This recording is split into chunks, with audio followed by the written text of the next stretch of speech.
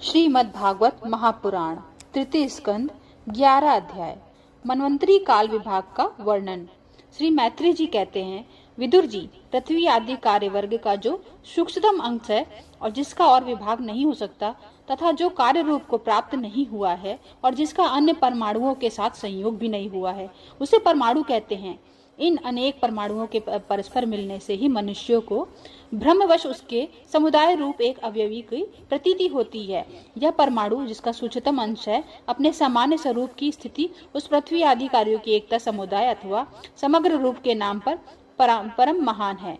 इस समय उसमें ना तो प्रलयादि अवस्था भेद की स्फूर्ति होती है, न नवीन प्राचीन आदि काल भेद का भान होता है और न घटपट आदि वस्तु भेद की ही कल्पना होती है। साधु श्रेष्ठ, इस प्रकार यह वस्तु के सूक्ष्मतम और महतत्व स्वरूप का विचार हुआ।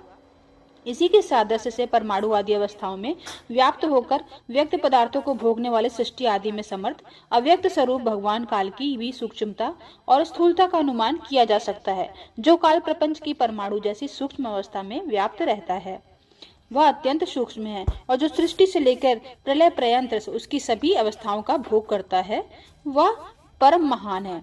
दो परमाणु मिलकर एक अणु होता है और तीन अणुओं के मिलने से एक त्रस रेणु होता है, जो झरोकों में से होकर आई हुई सूर्य की किरणों के प्रकाश में आकाश में उड़ता हुआ देखा जाता है। ऐसे तीन त्रस रेणुओं को पार करने में सूर्य को जितना समय लगता है उसे त्रुटि कहते हैं। इसके 100 गुना काल वेद कहलाता है और 3 वेद का एक लव होता है। लव को एक निमेष और 3 निमेष को एक क्षण कहते हैं। 5 क्षण की एक काष्ठा होती है और 15 काष्ठा को एक लघु, 15 लघु की एक नडिका दंड कही जाती है। 2 नडिका का एक मुहूर्त होता है। एक दिन के घटने बढ़ने से के अनुसार दिन और रात्रि की दोनों संधियों के 2 मुहूर्तों को छोड़कर 6 या 7 नाड़िका का एक प्रहर होता है। यह याम कहलाता है, जो मनुष्य के दिन या रात या चौथा भाग होता है। 6 पल तांबे का एक जैसा बर्तन बनाया जाए जिसमें एक प्रस्थ जल आ सके और 4 मासे सोने की 4 अंगुल लंबी सलाई बनवाकर उसके द्वारा उस बर्तन में के पेंदे में छेद करके उसे जल में छोड़ दिया जाए। जितने समय में एक प्रस्थ जल उस बर्तन में भर जाए, वह बर्तन जल में डूब जाए, उतने समय को एक नाड़िका कहते हैं। विदुर जी, 4-4 पहर के मनुष्य के दिन और रात होते हैं और 15 दिन रात का एक पक्ष होता है, जो शुक्ल और कृष्ण भेद से 2 प्रकार को माना गया है। इन दोनों पक्षों को मिलाकर एक मास होता है, जो पितरों का एक दिन रात है। 2 मास का एक ऋतु और 6 मास का एक अयन होता है। अयन दक्षिणायन और उत्तरायण भेद से 2 प्रकार का है। ये दोनों अयन मिलकर देवताओं के एक एक दिन रात होते हैं तथा मनुष्य लोक में ये वर्ष या 12 मास कहे जाते हैं। एक ऐसे 100 वर्ष की मनुष्य की परम आयु बताई गई है। चंद्रमा आदि ग्रह, अश्विनी आदि नक्षत्र और समस्त तारामंडल के अधिष्ठाता काल स्वरूप भगवान सूर्य परमाणु से लेकर सन्वंतर पर्यंत काल में द्वादश राशि रूप संपूर्ण भुवन कोश की निरंतर परिक्रमा किया करते हैं। सूर्य, बृहस्पति, सवन, चंद्रमा और नक्षत्र संबंधी महीनों के भेद से यह वर्ष ही संवंतर, परिवत्सर, इडावत्सर, अनुवत्सर और वत्सर कहा जाता है। विदुर जी, इन 5 प्रकार के वर्षों की प्रवृत्ति करने वाले भगवान सूर्य की तुम उपहार आदि समर्पित करके पूजा करो।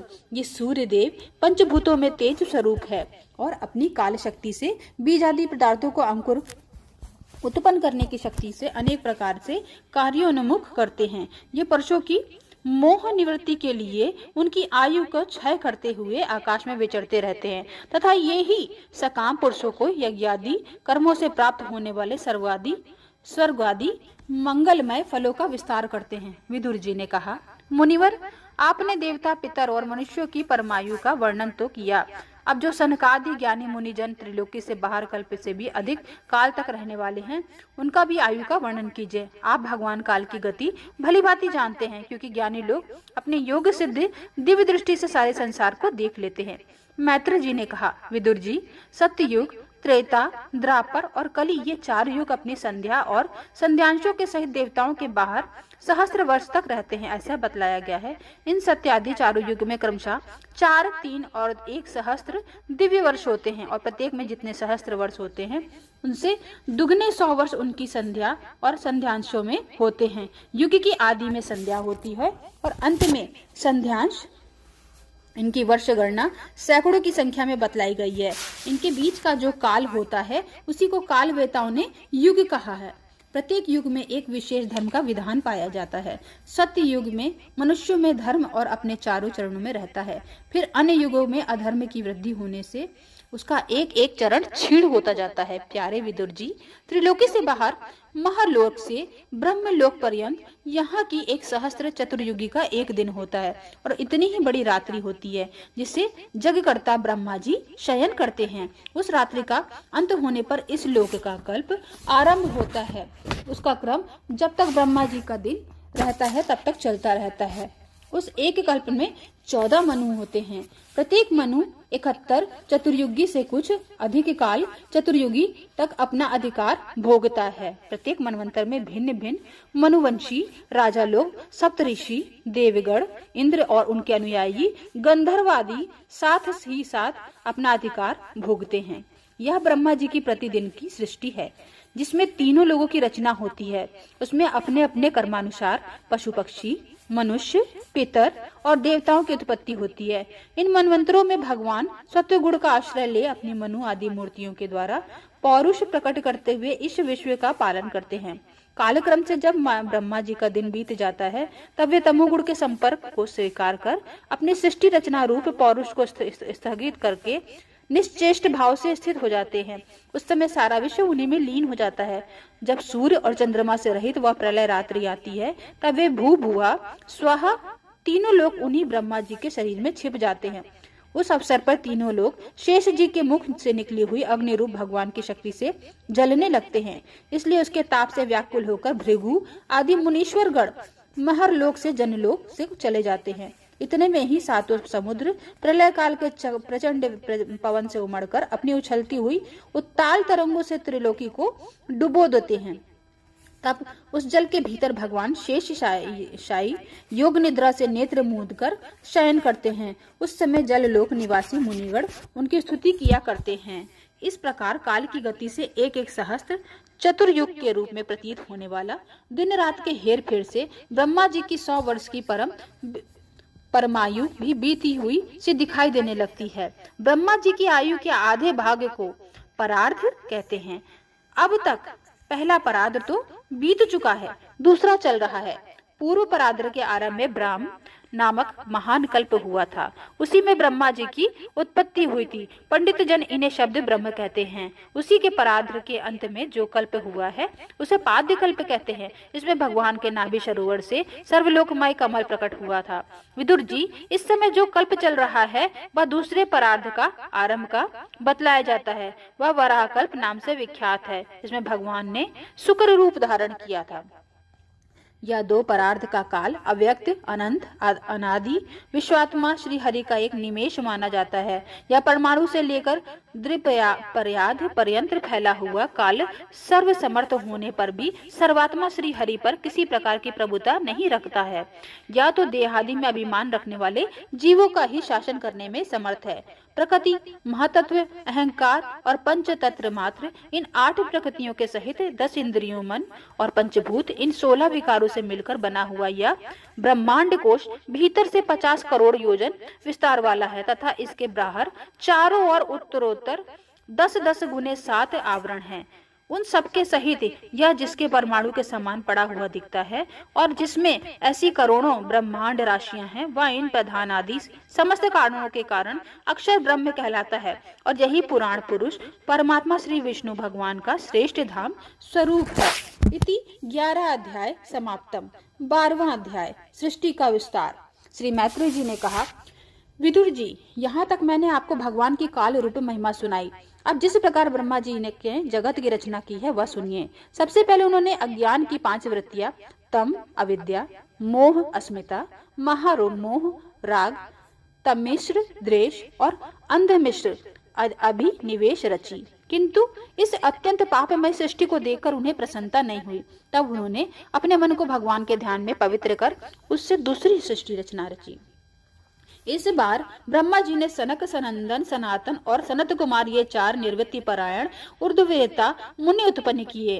आपने इन पुत्र से ब्रह्मा जी से कहा, पुत्रों तुम लोग सृष्टि उत्पन्न करो, किंतु वे जन्म से ही मोक्ष मार्ग निर्वृत्ति मार्ग का अनुसरण करने वाले और भगवान के ध्यान में तत्पर थे, इसलिए उन्होंने ऐसा करने से नहीं चाहा। जब ब्रह्मा जी ने देखा कि मेरी आज्ञा न मानकर ये मेरे पुत्र मेरा तिरस्कार कर रहे हैं, तब उन्हें असह क्रोध हुआ। उन्होंने उसे रोकने का प्रयत्न किया, किंतु बुद्धि द्वारा उनके द्वारा बहुत रोकने पर भी वह क्रोध तत्काल प्रजापति की भावों के बीच में से एक नील लोहित नीले और लाल रंग के बालक के रूप में प्रकट हो गया। वे देवताओं के पूर्वज भगवान भव रुद्र रो रो कर कहने लगे, जगत पिता विधाता मेरे नाम और रहने के स्थान बतलाइए। तब कमल योनि भगवान ब्रह्मा ने उस बालक से प्रार्थना पूर्ण करने के लिए मधुर वाणी में कहा, रो मत, मैं अभी तुम्हारी इच्छा पूर्ण करता हूँ। देवश्रेष्ठ, तुम जन्म लेते ही बालक के समान फूट फूट कर रोने लगे, इसलिए प्रजा तुम्हें रुद्र नाम से पुकारेगी। तुम्हारे रहने के लिए मैंने पहले ही हृदय, इंद्रिय, प्राण, आकाश, वायु, अग्नि, जल, पृथ्वी, सूर्य, चंद्रमा और तप ये स्थान रच दिए हैं। तुम्हारे नाम मन्यु, मनु, महीनस, महान, शिव, ऋतध्वज, उग्ररेता, भव, काल, वामदेव और धृतव्रत होंगे तथा धीव्रती, उष्णा, उमा, नियुत, सर्पी, इला, अंबिका, इरावती, सुधा और दीक्षा ये 11 रुद्राणियां तुम्हारी पत्नियां होंगी। तुम उपयुक्त नाम, स्थान और स्त्रियों को स्वीकार करो और इनके द्वारा बहुत सी प्रजा उत्पन्न करो, क्योंकि तुम प्रजापति हो। लोक पिता ब्रह्मा जी की ऐसी आज्ञा पाकर भगवान नील लोहित बल आकर और स्वभाव में अपने ही जैसी प्रजा उत्पन्न करने लगे। भगवान रुद्र के द्वारा उत्पन्न हुए उन रुद्रों को असहन यूथ बनाकर सारे संसार का भक्षण करते देख ब्रह्मा जी को बड़ी शंका हुई। तब उन्होंने रुद्र से कहा, सुरश्रेष्ठ, तुम्हारी प्रजा तो अपनी भयंकर दृष्टि से मुझे और सारी दिशाओं को भस्म किए डालती है, अतः ऐसी सृष्टि और न रचो, तुम्हारा कल्याण हो। अब तुम समस्त प्राणियों को सुख देने के लिए तप करो, फिर उस तप के प्रभाव से ही तुम पूर्णवता इस संसार की रचना करना। पुरुष तप के द्वारा ही इंद्रियातीत सर्वांत अंतर्यामी ज्योति स्वरूप श्री हरि को सुगमता से प्राप्त कर सकता है। श्री मैत्री जी कहते हैं, जब ब्रह्मा जी ने ऐसी आज्ञा दी तब रुद्र ने बहुत अच्छा कहकर उसे शिरोधार्य किया और फिर उसकी अनुमति लेकर तथा उसकी परिक्रमा करके वे तपस्या करके ही वे लिए वन को चले गए। इसके पश्चात जब भगवान की शक्ति से संपन्न ब्रह्मा जी ने सृष्टि के लिए संकल्प किया तब उनके 10 पुत्र और उत्पन्न हुए। उनसे लोक की बहुत वृद्धि हुई। उनके नाम मरीचि, अत्रि, अगिरा, पुलत्स, पुलह, क्रतु, भृगु, वशिष्ठ, दक्ष और 10वें नारद थे। इनमें नारद जी प्रजापति ब्रह्मा जी की गोद से, दक्ष अंगूठे से, वशिष्ठ प्राण से, भृगु त्वचा से, क्रतु हाथ से, पुलह नाभि से, पुलत्स ऋषि कानों से, अगिरा मुख से, अत्रि नेत्रों से और मरीचि मन से उत्पन्न हुए। फिर उनके दाएं स्तन से धर्म उत्पन्न हुआ, जिसकी पत्नी मूर्ति से स्वयं नारायण अवतीर्ण हुए और उनकी पीठ से अधर्म का जन्म हुआ और उससे संसार को भयभीत करने वाले मृत्यु उत्पन्न हुआ। इसी प्रकार ब्रह्मा जी के हृदय में काम, भवों से क्रोध, नीचे के होठ से लोभ, मुख से वाणी के अधिष्ठात्री देवी सरस्वती, लिंग से समुद्र, गुदा के पाप का निवास स्थान, राक्षसों का अधिपति, निवृत्ति छाया से देवहूति के पति भगवान कदर्म जी उत्पन्न हुए। इस तरह यह सारा जगतकर्ता ब्रह्मा जी के शरीर और मन से उत्पन्न हुआ। विदुर जी, भगवान ब्रह्मा की कन्या सरस्वती बड़ी ही सुकुमारी और मनोहर थी। हमने सुना है एक बार उसे देखकर ब्रह्मा जी काम मोहित हो गए थे। यद्यपि वह स्वयं वासनाहीन थी, उन्हें ऐसा अधर्ममय संकल्प करते देख उनके पुत्र मरीचि आदि ऋषियों ने उन्हें विश्वास पूर्वक समझाया, पिताजी आप समर्थ हैं, फिर भी आपके अपने मन में उत्पन्न हुए काम के वेग को न रोककर पुत्री गमन जैसे दुस्तर पाप करने का कर्म संकल्प कर रहे हैं। ऐसा तो आपसे पूर्ववर्ती किसी भी ब्रह्मा जी ने नहीं किया और न आगे ही कोई करेगा। जगत गुरु, आप जैसे तेजस्वी पुरुषों को भी ऐसा काम शोभा नहीं देता, क्योंकि आप लोगों के आचरणों का अनुसरण करने से ही संसार का कल्याण होता है। जिन श्री भगवान ने अपने स्वरूप में स्थित इस जगत की अपने तेज से प्रकट किया है, उन्हें नमस्कार है। इस समय वे ही धन की रक्षा कर सकते हैं। अपने पुत्र मरीचि आदि प्रजापतियों को अपने सामने इस प्रकार कहते हुए देखकर प्रजापतियों ने के पति ब्रह्मा जी बड़े लज्जित हुए। और उन्होंने उस शरीर को उसी समय छोड़ दिया। तब उस घोर शरीर को दिशाओं ने ले लिया। वही पूरा हुआ जिसे अंधकार भी कहते हैं। एक बार ब्रह्मा जी यह सोच रहे थे कि मैं पहले की तरह सुव्यवस्थित रूप से सब लोगों की रचना किस प्रकार करूं। इसी समय उनके 4 मुखों से 4 वेद उत्पन्न हुए। इनके सिवा उपवेद, न्याय शास्त्र, होता, उद्गाता, अध्वर्यु और ब्रह्मा, इन 4 ऋत्विजों के कर्म, यज्ञों का विस्तार, धर्म के 4 चरण और चारों आश्रम तथा उनकी वृत्तियां, ये सब भी ब्रह्मा जी के मुखों से उत्पन्न हुए। विदुर जी ने पूछा, तपोधन, विश्व रचयिताओं के स्वामी श्री ब्रह्मा जी ने जब अपने मुख से इन वेदिका को रचा, तब उन्होंने अपने किस मुख से कौन वस्तु उत्पन्न की, या आप कृपा करके मुझे बतलाइए। श्री मैत्री जी ने कहा, विदुर जी, ब्रह्मा ने अपने पूर्व, दक्षिण, पश्चिम और उत्तर के मुख से क्रमशः ऋग, यजु, साम और अर्थ वेदों की रचा हुआ तथा इसी क्रम से शास्त्र, होता का कर्म, इज्जा, अधुर्वयु का स्तुति, अधुर्व्यय का कर्म, स्थिति, स्तोम, उद्गाता का कर्म और प्रायश्चित, ब्रह्मा का कर्म, इन 4 की रचना की। इसी प्रकार आयुर्वेद, चिकित्सा शास्त्र, धनुर्वेद, शस्त्र विद्या, गांधर्व वेद, संगीत शास्त्र और स्थापत्य वेद, शिल्प विद्या, इन 4 उपवेदों का भी क्रमशः उन पूर्वादि मुखों से ही उत्पन्न किया। फिर सर्वदर्शी भगवान ब्रह्मा ने अपने 4 मुखों से इतिहास, पुराण रूप 5वां वेद बनाया। इसी क्रम से षोडशी और उक्त चयन और अग्निष्टोम, आप्तोयार्म और अतिरात्र तथा वाजपेय और गोसव, ये 2 याग भी उनके पूर्वादि मुखों से ही उत्पन्न हुए। विद्या, दान, तप और सत्य, ये धर्म के 4 पाद और वृत्तियों के सहित 4 आश्रम भी इसी क्रम से प्रकट हुए। सर्वित्र, प्रजापत्य, ब्राह्म्य और बृहत, ये 4 वृत्तियां ब्रह्मचारी की तथा वार्ता, संचय, शालीन और शिलोक्ष, ये 4 वृत्तियां गृहस्थ की हैं। इसी प्रकार वृत्ति भेद से वैशांश, वालखिल्य, औदुंबर और फेनक, ये 4 भेद वानप्रस्थों के लिए ही तथा कुटीचक, बहुदक, हंस और निष्क्रिय परमहंस 16, ये 4 भेद सन्यासियों के लिए हैं। इसी क्रम में अनवीक्षिका 17, त्रयी 18, वार्ता 19 और दंडनीति 20, ये 4 विद्याएं तथा 4 व्याहृतियां 21, ये ब्रह्मा जी के 4 मुखों से ही उत्पन्न हुई तथा उनके हृदयाकश में ओमकार प्रकट हुआ। उनके रोमों से उच्छृंखलित, त्वचा से गायत्री, मांस से त्रिष्टुप, स्नायु से अनुष्टुप, अस्थियों से जगति, मज्जा से पंक्ति और प्राणों से बृहति छंद उत्पन्न हुआ। ऐसे ही उनका जीव स्पर्श वर्ण, कर्व वाणादि, पंच वर्ग और देह स्वर वर्ण, आकार आदि कहलाया। उनकी इंद्रियों का उष्म वर्ण शा शा शा हा और बल को अंतस्थ या रा ला वा कहते हैं तथा उनकी क्रीड़ा से निषाद, ऋषभ, गांधार, षडज, मध्यम, धैवत और पंचम, ये 7 स्वर उत्पन्न हुए। हे तात, ब्रह्मा जी शब्द ब्रह्म स्वरूप हैं। वे वैखरी रूप से व्यक्त और ओंकार रूप से अव्यक्त हैं तथा उनसे परे जो सर्वक परिपूर्ण में पर ब्रह्म है, वही अनेकों प्रकार की शक्तियों से विकसित होकर इंद्रादि रूपों में भास रहा है। विदुर जी, ब्रह्मा जी ने पहला कामासक्त शरीर जिससे कुहरा बना था छोड़ने के बाद दूसरा शरीर धारण करके विश्व विस्तार का विचार किया। वे देख चुके हैं कि मरीचि आदि महान शक्तिशाली ऋषियों से भी सृष्टि का विस्तार अधिक नहीं हुआ, अतः वे मन ही मन पुनः चिंता करने लगे। अहो, बड़ा आश्चर्य है, मेरे निरंतर प्रयत्न करने पर भी प्रजा की वृद्धि नहीं हो रही है। मालूम होता है इसमें वैध ही कुछ विघ्न डाल रहा है। जिस समय यथोचित क्रिया करने वाले श्री ब्रह्मा जी इस प्रकार देव के विषय में विचार कर रहे थे, उसी समय अकस्मात उनके शरीर में 2 भाग हो गए। का ब्रह्मा जी का नाम था और उन्हीं से विभक्त होने के कारण शरीर को काय कहते हैं। इन दोनों विभागों में से एक स्त्री पुरुष का जोड़ा प्रकट हुआ। उनमें जो पुरुष था वह सार्वभौम सम्राट स्वयंभू मनु हुए और जो स्त्री थी वह उनकी महारानी शतरूपा हुई। तब से मिथुन धर्म, स्त्री पुरुष संभोग, वे प्रजा की वृद्धि होने लगी। महाराज स्वामअंभु मनु ने शतरूपा से 5 संतानें उत्पन्न की।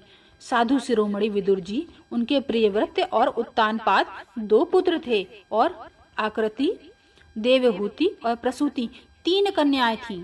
मनु जी के आकुति का विवाह रुचि प्रजापति से किया। मंजली कन्या देवहूति कदर्म जी की 2 और प्रसूति दक्ष प्रजापति को। इन तीनों कन्याओं की संतति से सारा संसार भर गया। इति 12वां अध्याय समाप्तम।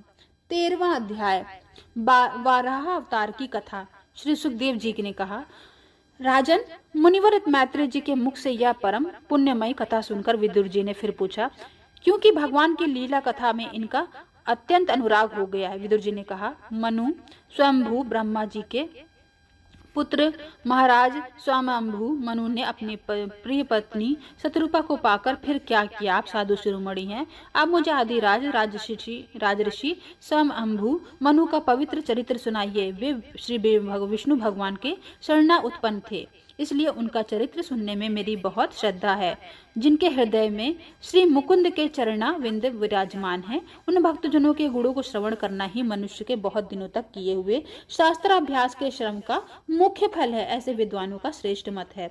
श्री सुखदेव जी कहते हैं, राजन, विदुर जी के सहस्त्र श्रेष्ठा भगवान श्री हरि के चरणाश्रित भक्त थे। उन्होंने जब विनय पूर्वक भगवान की कथा के लिए प्रेरणा की, तब मुनिवर मैत्रेय जी का रोम रोम खिल उठा। उन्होंने कहा, श्री मैत्रेय जी बोले, जब अपनी भार्या शतरूपा के साथ स्वयंभू मनु का जन्म हुआ, तब उन्होंने बड़ी नम्रता से हाथ जोड़कर श्री ब्रह्मा जी से कहा, भगवान, एकमात्र आप ही समस्त जीवों के जन्मदाता और जीव का प्रदान करने वाले हैं, पिता हैं। तथापि हम आपकी संतान ऐसा कौन सा कर्म करें जिससे आपकी सेवा बन सके।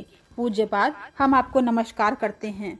आप हमसे जो हो सकने वाले योग्य किसी ऐसे कार्य के लिए हमें आज्ञा दीजिए, जिससे इस लोक की हमारी सर्वत्र कीर्ति हो और परलोक में सदगति प्राप्त हो सके। श्री ब्रह्मा जी ने कहा, तात पृथ्वीपते, तुम दोनों का कल्याण हो। मैं तुमसे बहुत प्रसन्न हूँ, क्योंकि तुमने निष्कपट भाव से मुझे आज्ञा दीजिए और यूं कहकर मुझे आत्मसमर्पण किया है। वीर पुत्रों की अपने पिता के इसी रूप में पूजा करनी चाहिए। उन्हें उचित है कि दूसरों के प्रति ईर्ष्या का भाव ना रखकर जहां तक बने उनकी आज्ञा का आदर पूर्वक सावधानी से पालन करें। तुम अपनी इस भार्या से अपने ही समान गुणवती संतति उत्पन्न करके धर्म पूर्वक पृथ्वी का पालन करो और यज्ञों द्वारा श्री हरि की आराधना करो। राजन, प्रजा पालन से मेरी बड़ी सेवा होगी और तुम्हें प्रजा का पालन देखकर भगवान श्री हरि भी तुमसे प्रसन्न हो गए। जिन पर यज्ञ मूर्ति जनार्दन भगवान प्रसन्न नहीं होते, उनका सारा श्रम व्यर्थ ही होता है, क्योंकि वे तो एक ही प्रकार से अपने आत्मा का ही अनादर करते हैं। मनु जी ने कहा, पाप का नाश करने वाले पिताजी, मैं आपकी आज्ञा का पालन अवश्य करूंगा, किंतु आप इस जगत में मेरे और मेरी भावी प्रजा के रहने के लिए स्थान बतलाइए। देव, सब जीवों का निवास स्थान पृथ्वी इस समय प्रलय में जल में डूबी हुई है। आप इस देवी के उद्धार का प्रयत्न कीजिए। श्री मैत्रेय जी ने कहा, पृथ्वी को इस प्रकार अथाह जल में डूबी देखकर ब्रह्मा जी बहुत देर तक मन में सोचते रहे कि मैं इसे कैसे निकालूं। जिस समय वे लोक रचना में लगा हुआ था, उस समय पृथ्वी जल में डूब जाने से रसातल को चली गई थी। हम लोग सृष्टि कार्य में नियुक्त हैं, यथा इसके लिए हमें क्या करना चाहिए। अब तो जिनके संकल्प मात्र से मेरा जन्म हुआ है, वे सर्वशक्तिमान श्री हरि ही मेरा यह काम पूरा करें। निष्पाप विदुर जी ब्रह्मा जी के इस प्रकार विचारी कर रहे थे कि उनके नासक छिद्र से अकस्मात अंगूठे के बराबर आकार का एक वराह शिशु निकला। भारत, बड़े आश्चर्य की बात तो यही है कि आकाश में खड़ा हुआ वह वराह शिशु ब्रह्मा जी को देखते ही देखते बड़ा होकर क्षण भर में हाथी के बराबर हो गया। उस विशाल वराह मूर्ति को देखकर मरीचि आदि मुनिजन, सनकादि और स्वयंभू मनु के सहित श्री ब्रह्मा जी तरह तरह के विचार करने लगे। अहो, सुकर के रूप में आज यह कौन दिव्य प्राणी यहाँ प्रकट हुआ है? कैसा आश्चर्य है! यह अभी अभी मेरी नाक से निकला है। पहले तो यह अंगूठे के पोरोए के बराबर दिखाई देता था, किंतु एक ही क्षण में बड़ी भारी शिला के समान हो गया। अवश्य यज्ञ मूर्ति भगवान हम लोगों को मन को मोहित कर रहे हैं। ब्रह्मा जी और उनके पुत्र इस प्रकार सोच ही रहते कि भगवान यज्ञ पुरुष पर्वतकार होकर गरजने लगे। सर्वशक्तिमान श्री हरि ने अपनी गर्जना से चतुर्दशों दिशाओं में प्रतिध्वनि करके ब्रह्मा और श्रेष्ठ ब्राह्मणों को हर्ष से भर दिया। अपना खेद दूर करने वाले मायामय वराह भगवान की घुरघुराहट को सुनकर वे जनलोक, तपलोक और सत्यलोक निवासी मुनिगण तीनों वेदों के परम पवित्र मंत्रों से उनकी स्तुति करने लगे। भगवान के स्वरूप को वेदों में विस्तार से वर्णन किया गया है, अतः उन्हीं मुनीश्वरों को जो स्तुति की गई है उसे वेद रूप मानकर भगवान बड़े प्रसन्न हुए और एक बार फिर गरज कर देवताओं के हित के लिए गजराज की सी लीला करते हुए जल में घुस गए। पहले वे सुख रूप भगवान पूंछ उठाकर बड़े वेग में आकाश में उछले और अपनी गर्दन के बालों को फटकार कर खुरों के आघात से बादलों को छितारने लगे। उनके शरीर बड़ा कठोर था, त्वचा पर बड़े बड़े कड़े कड़े बाल थे, दाढ़ें सफेद थी और नेत्रों के तेज निकल रहा था। उस समय उनकी बड़ी शोभा हो रही थी। भगवान स्वयं यज्ञ पुरुष हैं, तथापि शुक्र रूप धारण करने के कारण अपनी नाक से सूंघ सूंघ कर पृथ्वी का पता लगा रहे थे। उनकी दाढ़ें बड़ी कठोर थी तथा इस प्रकार यद्यपि वे बड़े क्रूर जान पड़ते थे, तथापि अपनी स्तुति करने वाले मरीचि आदि मुनियों की ओर बड़े सौम्य से दृष्टि से निहारते हुए उन्होंने जल में प्रवेश किया। जिस समय उनका वज्रमय पर्वत के समान कठोर कलेवर जल में गिरा, तब उसके वेग से मानो समुद्र का पेट फट गया और उसमें वायुदलों की गड़गड़ाहट के समान बड़ा भीषण शब्द हुआ। उस समय ऐसा जान पड़ता था कि मानो अपनी उत्ताल तरंग रूप भुजाओं को उठाकर वह बड़े अर्थ स्वर से हे यज्ञेश्वर मेरी रक्षा करो इस प्रकार पुकार रहा था। तब भगवान यज्ञ मूर्ति अपने बाढ़ के समान पहने खुरों से जल को चीरते हुए उस अपार जल राशि के उस पार पहुंचे। वहां रसातल मुनों ने समस्त जीवों के आश्रय भूता पृथ्वी को देखा, जिसे कल्पांत में शयन करने के लिए उद्धत श्री हरि ने अपने स्वयं अपने ही उदर में लीन कर लिया था। फिर वे जल में डूबी हुई पृथ्वी को अपने दाढ़ों पर लेकर रसातल के ऊपर आए। उस समय उनकी बड़ी शोभा हो रही थी। जल से बाहर आते समय उनके मार्ग में विघ्न डालने के लिए महापराक्रमी हिरण्याक्ष ने जल के भीतर में ही उनके गदा से आक्रमण किया।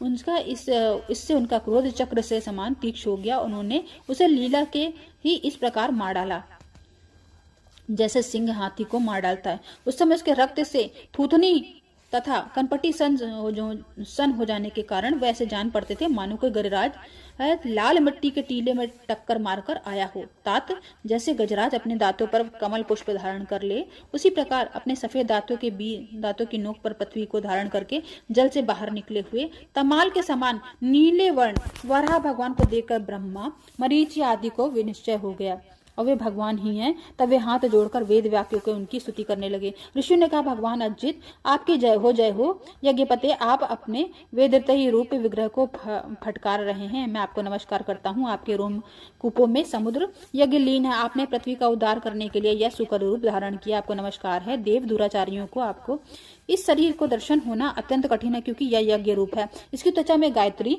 आदि छंद, रोमावली में कुश, नेत्रों में धृत तथा चारों चरणों में होता हुआ अर्धव्यूह, उदात्तता और ब्रह्मा, इन चारों ऋत्विजों के कर्म है। ईश अपनी आपके थूथनी मुख के अग्रभाग में शुक्र है, नसिका छिद्रों में श्रुवा है, उदर में इड़ा है, यज्ञी भक्षण पात्र है और कानों में चमस है।